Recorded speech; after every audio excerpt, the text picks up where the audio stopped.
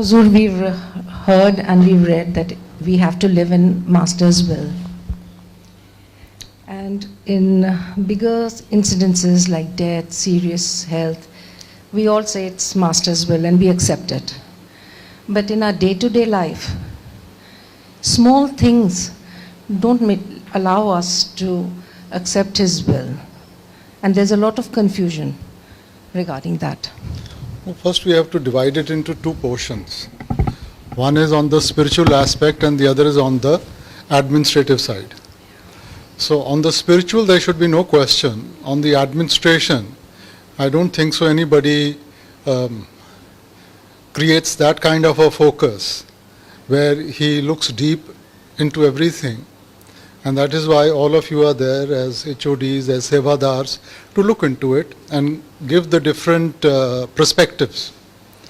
So definitely somebody could have a better perspective and something could be more in tune to what the Sangat needs. So sometimes in a hurry you overlook so many things.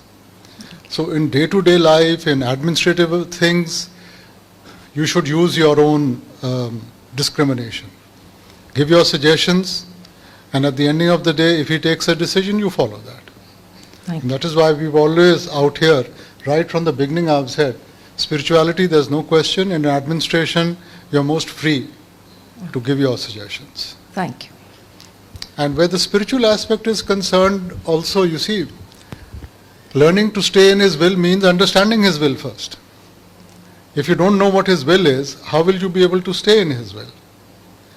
So it's also reaching that level of consciousness where we understand what His will is. Today everything for us is a perspective. We are searching in the dark as to what we think His will is. So again, only an elevated soul would know what that real will is and be able to stay in that. For mortal people like us, we are all sort of searching in the dark, trying to understand the why and when of this creation, why has this happened to us, why has this happened to somebody else.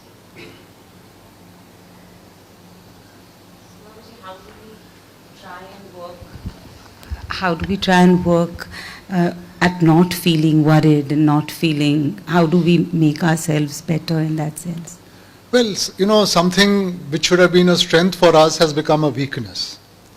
What is it that separates us from the lower creatures is the sense of discrimination, vivek. Now that same vivek, which should have helped us to realize the truth, is also making us worry. Because that vivek is making us see the different aspects, the different perspectives. So knowledge, more knowledge doesn't mean better understanding. More knowledge also means more confusion. For somebody who doesn't have choices, it's very easy for him to go forward. But for us, especially those who use the intellect, we have choices. And the choices create that fear factor. What if? You see, so vivek should have been our strength, but we've turned it into a weakness by thinking too much, by questioning, and that is what confuses our thought process and makes us worry. So we should think less? Not. No, I think it's natural to think, because if you don't think, how will you sort of understand? How will you see what is right and wrong? That will come from the thinking faculty. But don't cross that limit. Sometimes we think too much.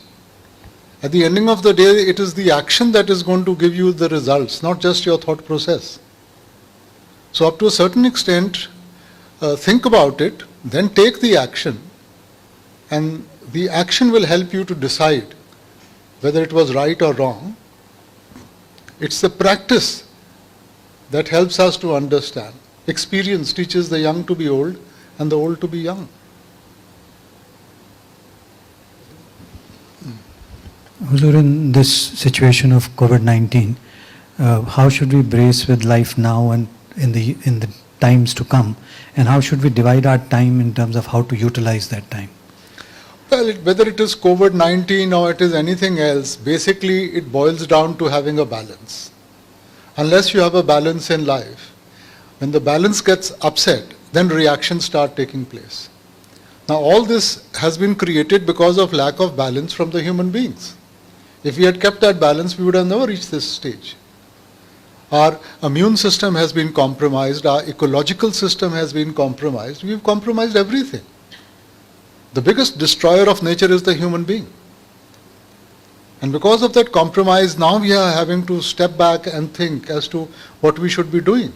So this is the Lord's way of teaching us that, we need to step back.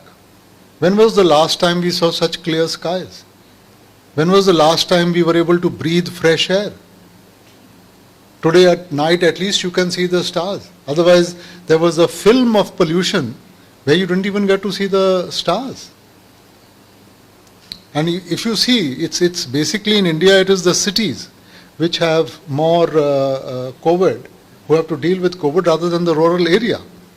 And cities is because of the pollution. Delhi, Bombay, it's the level of pollution. We've destroyed the immune system, and COVID-19 is to do with the respiratory system. And so with all the pollution, the lungs have become weak and you've become prone to infection. So we need to keep that balance in life. We used to have all work and no play makes Jack a dull boy. So that's the balance. Child says, I want to play all the time, I don't want to study. As a parent, you would say, well, there's a time to study and there's a time to play. So in essence, you're teaching him to keep a balance. So if we are able to bring about that balance back into our lives, 24 hours in a day, sufficient time to work, to take out time for your family, and to take out time for your spiritual side. So that's the balance we need to pull ourselves back to.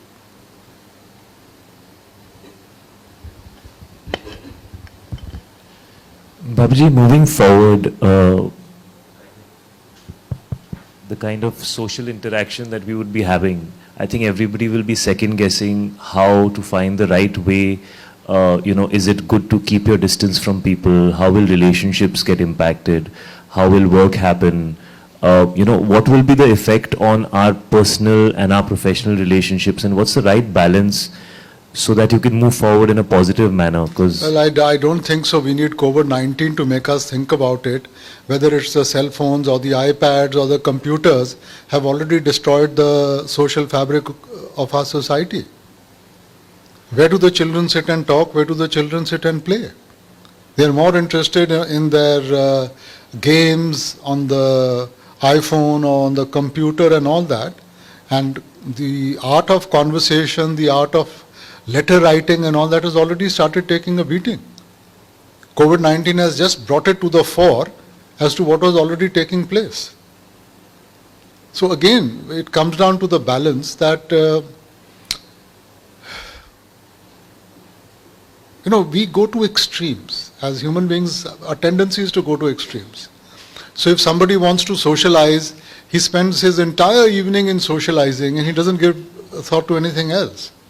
On the other side, somebody who says that no, this is not for me, he probably goes to the other extreme.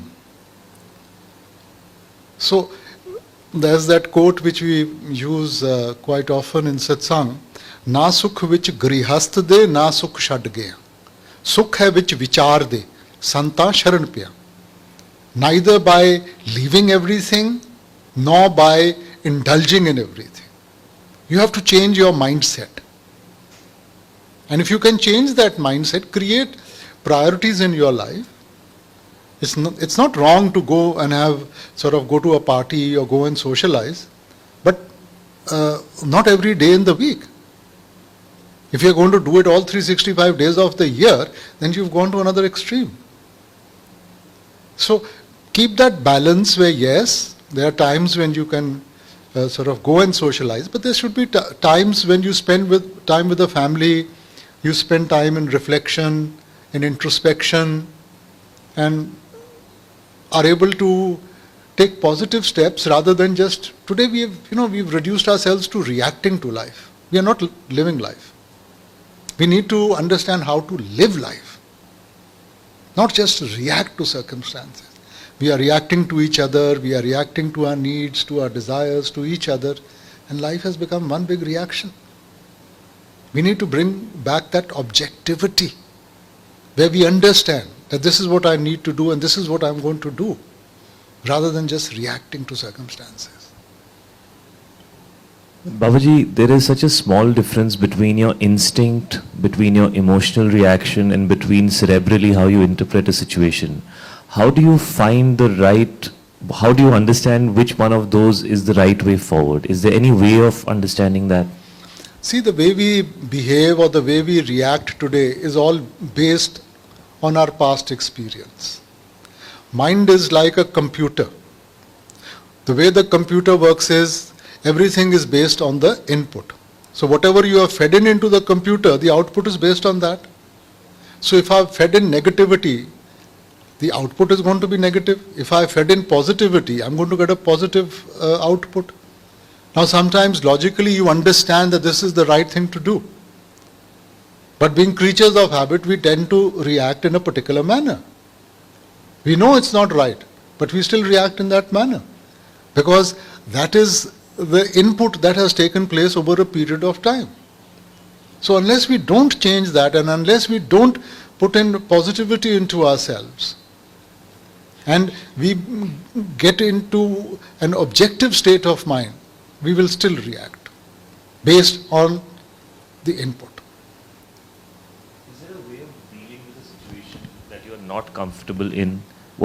How do you deal with it? Because you're surrounded with a feeling of not being where you want to be. Don't be in a hurry to take a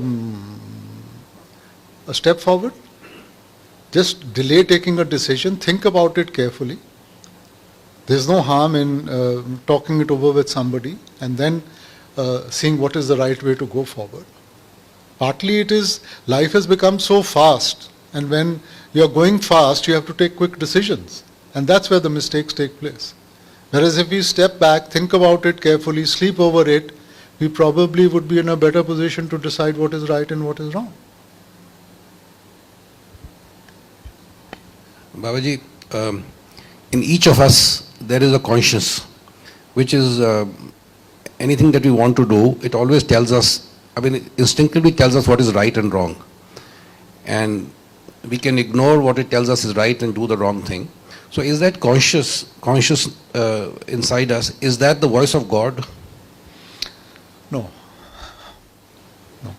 Voice of God, I think, saints tried to make it easier for us and used these terms. Like when you talk to a child, you use a little story to explain certain things to him. And you generalize. You would tend to take many things for granted. But your inner voice will never tell you anything wrong. And that inner voice means the creative power or the Shabad. That can never tell you wrong. What we are listening to are so-called intuition or whatever we may call it. Now, in the physical, our intuition is born out of our past experiences, as I gave the example of the computer, based on the input which we have put into our mind. So today we are reacting, and the input is the basis of our decision-making process. Whereas through the meditative process, if we are able to rise above the needs of the physical and go into the spiritual, then we would be in a better position to be more objective and listen to that inner voice, or what we call the voice of God, the Shabad. In addition to that now, so it's not the voice of God, but it's a guiding force telling us what is right and wrong. So let's say there's a person who all his life has done the right thing, what the conscious has told them that this is the right way, and he's followed it all his life.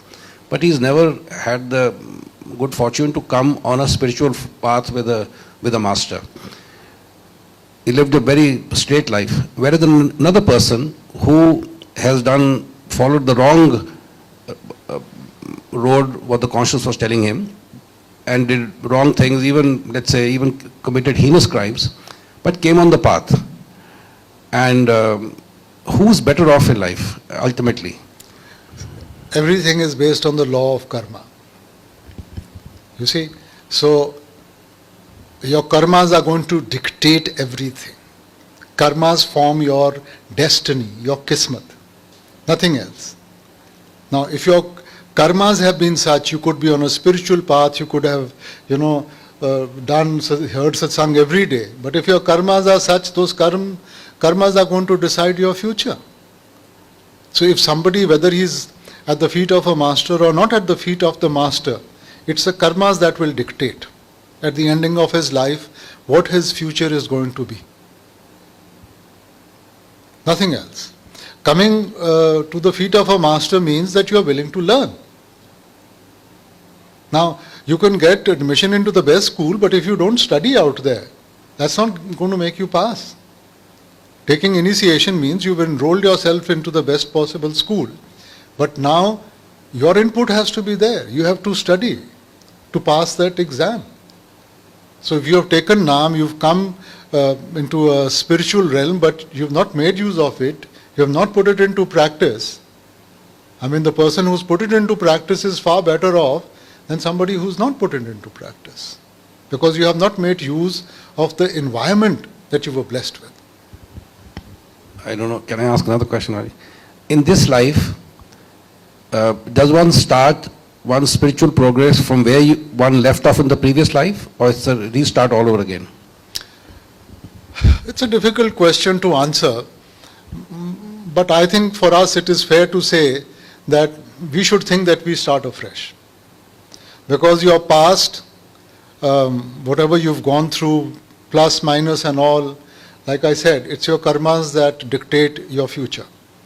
So whatever is the sum total of your karmas, that has created your destiny. Destiny puts you into a certain situation, and that situation will give you negative as well as positive, and then it's all about making the right choice.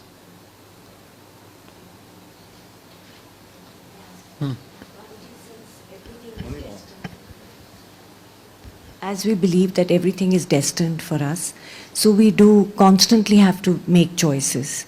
Does our destiny sort of push towards those things where we make those choices according to our destiny, or we have a part of discrimination, as you say? See, as I was explaining earlier, that our memory or the mind is like the memory of a computer. It is very impressionable. It has sort of picked up impressions throughout our life, positive, negative, good, bad. Your destiny will put you into a situation. How you react to that situation now is dependent upon the choices you make.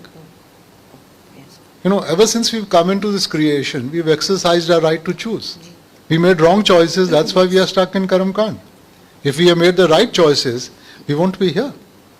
But a lot of times, Babaji, we believe that our destiny drove us to make a certain choice. No, It's not like that. No, I don't think so. We should justify that. Ji. It's like playing cards. Ji. When you play cards, you can't choose the cards. Ji. The hand is dealt out to you. Ji.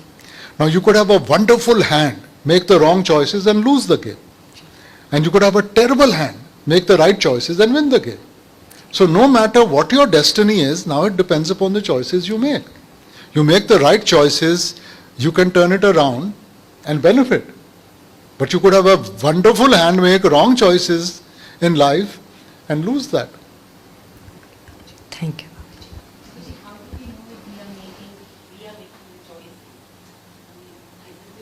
Today, don't we think that we are making the choices? I mean, there is a level of consciousness where he will sort of do everything for us, but today we are making the choices. We haven't reached that level of consciousness or gone above the physical where we actually believe that he's making. When he makes the choices, he will take the responsibility. That is why part of the spiritual aspect is to teach us how to stay in his will. Tera pana meetha lage. But how many of us are willing to accept that? Today we are not able to accept. For us, we make choices that this is good for me, this is bad for me. But if we were able to accept his will, there is no question of good or bad. We would accept everything. We won't say it's hot outside or we won't say it's cold outside. That's part of nature, we would accept it. ठीक है. That's what the Lord wants. But today we make choices. The moment you start putting everything into this thing, this is good, this is bad, I like this, I don't like this, that is the choice.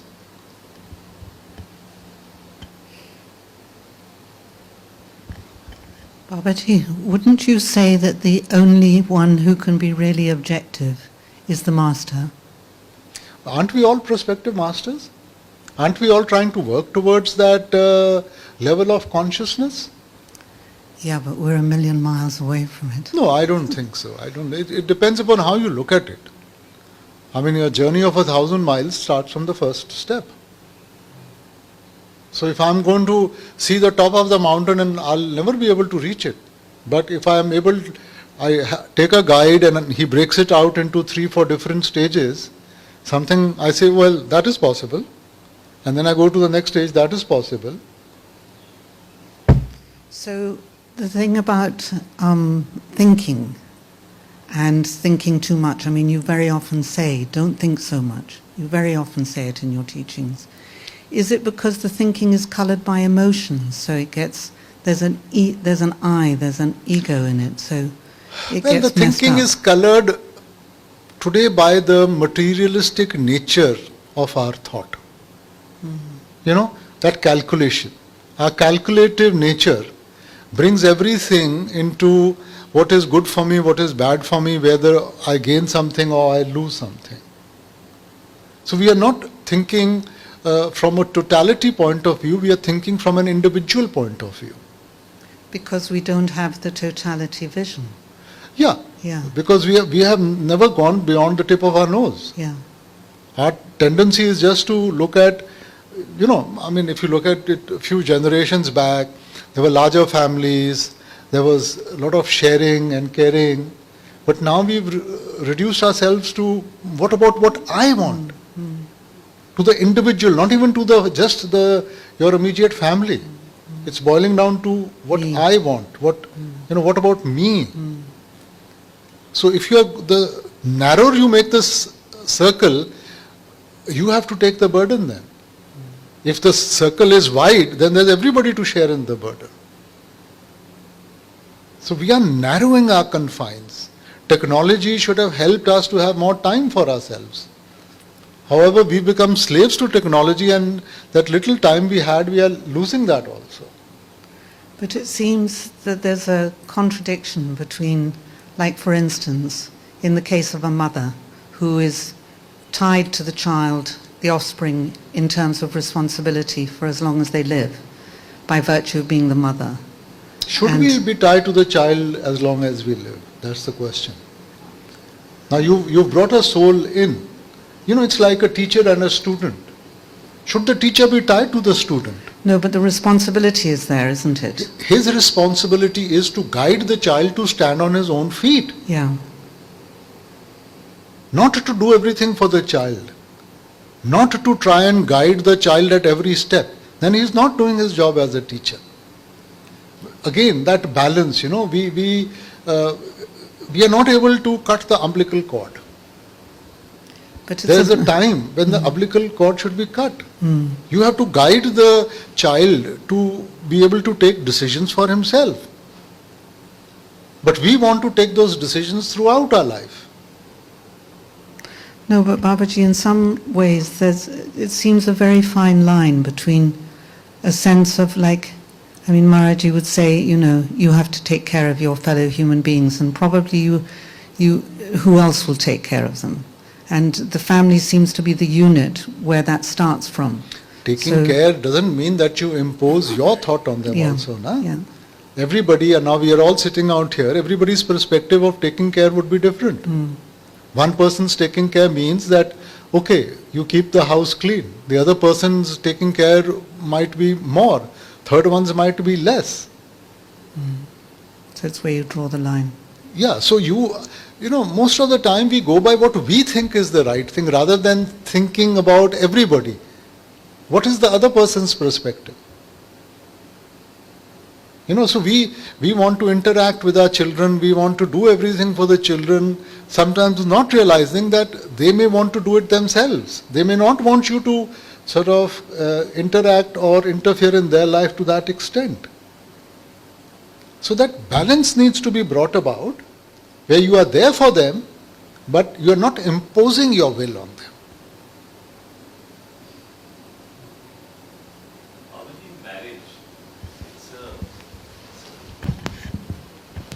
In marriage, it's a very difficult situation because you've always said that marriage should be a 50-50 relationship.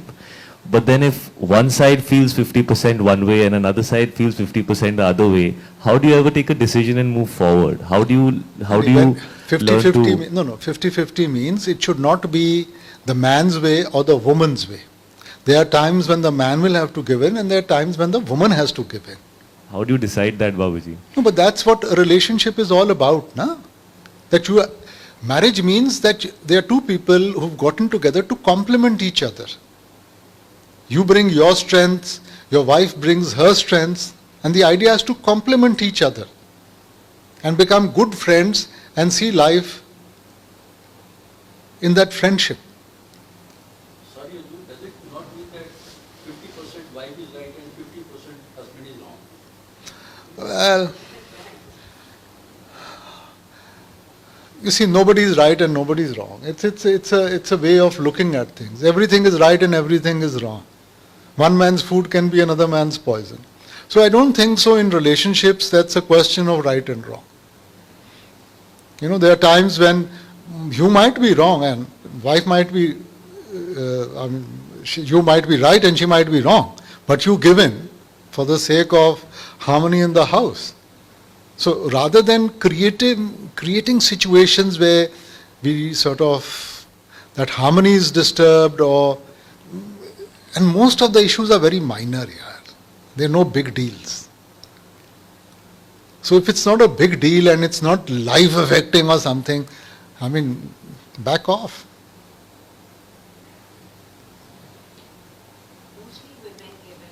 Huh?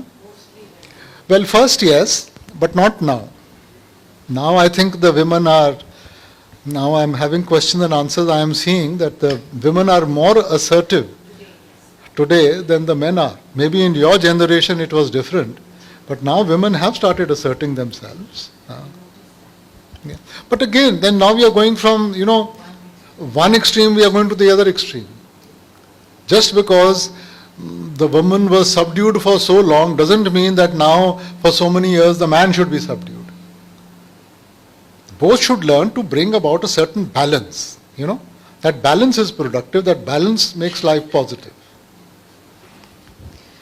Babuji, how do we learn to accept the master's will? Because there are times when it's easy and then there are times where it's very tough.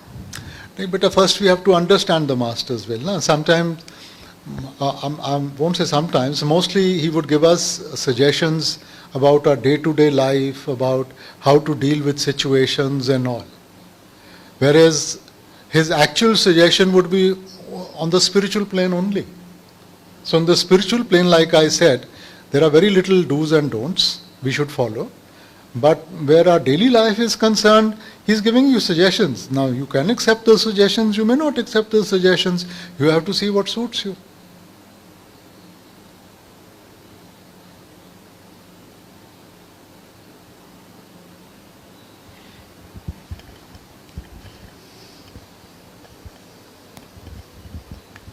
Most of us also, we don't understand what is said in jest and what is said seriously. Sometimes what he says in jest we take seriously, and what he says seriously we take as a joke. So first you have to reach that level to actually make out what he is telling you. You can only follow what you understand. Most of the time we don't understand. Babuji, my question is, on one hand we say, Torkaram hoye te Satgur milai. It is the Guru who will find you, you are nobody to find the Guru. Yeah. Thereafter, where you are born, which family you are born, which schools you study, which is your childhood and all that is destined. Because you have no choice at that time. No, but that is part of that destiny that is created. If your earlier lives, there has been some association with spirituality and you've led a good life, your destiny will be created in that manner where makes it easier for you to find a guru. And if your life has been very wayward and all that, then your destiny will be created in a manner that it makes it very difficult for you. Hazur, the question is that, let us say that you said if your past life was okay, you had some spiritual backing or whatever, it is association with somebody. But at the same time we give example in satsang, ke Sadhna was a Kasai, so and so was a Vaishya, so and so, so and so. Now possibly they couldn't have done very good karmas in their last life to be put in touch with a guru, thereafter they attain moksha. These are examples given to us, like we say, exceptions prove the rule. Okay, now how many Kasais would be there? How many sadhanas would be there? So it is to give us that confidence that everything is possible. That if a Kasai could be blessed and brought to the spiritual path, why not us? So sometimes these examples are brought forward through the lives of the mystics, through the stories we talk about them. We hear about Bulle Shah, who was a good soul, an evolved soul, but he is shown as having certain doubts. Now, if that had not played about, how would we get that example? So these examples are to give us the confidence and to help us understand that it is possible for all of us. So the last question is, we say that the Namdan day is destined. If the Namdan day is destined and my death is destined, how is it that going Who to... said Namdan day is destined? So it is in the books. Which book? I don't know. Coming and going is destined. I don't think so. The Namdan day I've read anywhere. I will bring that. So that's it. Coming, the day you take birth and the day you leave is destined. That much, yes. सब कुछ हुक्मी आमदा, सब कुछ हुक्मी जाए, जे को मूर्ख आपे जाने अंध कमाए. Okay. Thank you, sir.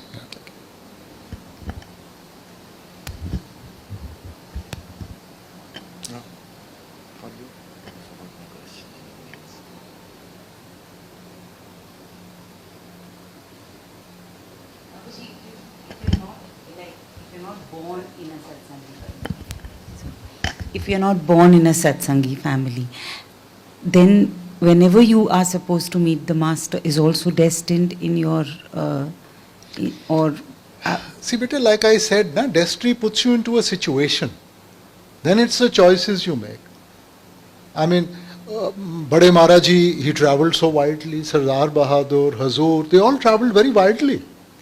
But everybody who came into contact with them never sort of took them on as the master.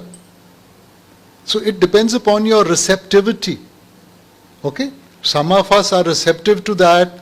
Some of us become receptive later on. We could have interacted with the master for years, not be receptive, and then suddenly one day you feel that I have been missing something all my life. So it depends upon the receptivity of that person.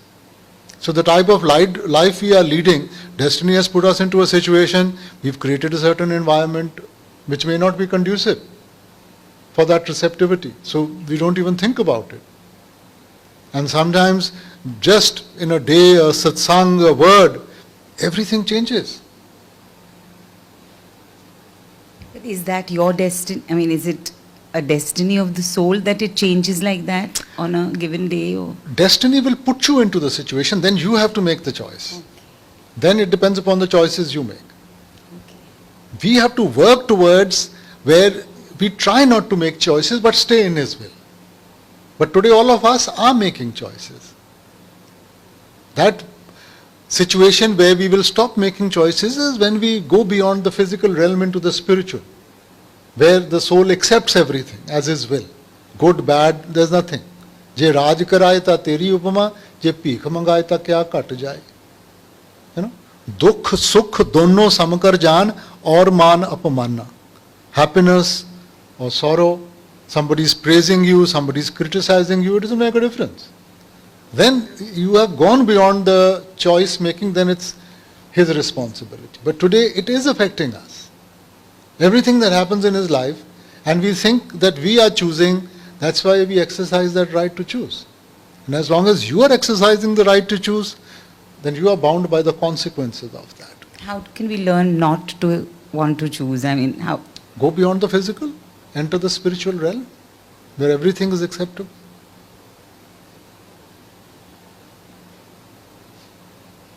A happy husband and an angry husband is acceptable. That anyway, Babaji, as long as you say it's acceptable, it's acceptable. No, it's not a question of what I say, it's a question of what you feel. Then you will accept it in the same manner. You see, not just the dictates of the master. He's not at every step going to tell us, accept this, or this is good for you, or this is not good for you. We have to reach that level of maturity where we understand that no, whatever happens is good for me. That's only through Bhajan Simran, Babaji. That's only through Bhajan Simran. Well, that's what our experience is. If you think there's something better other way, you tell us.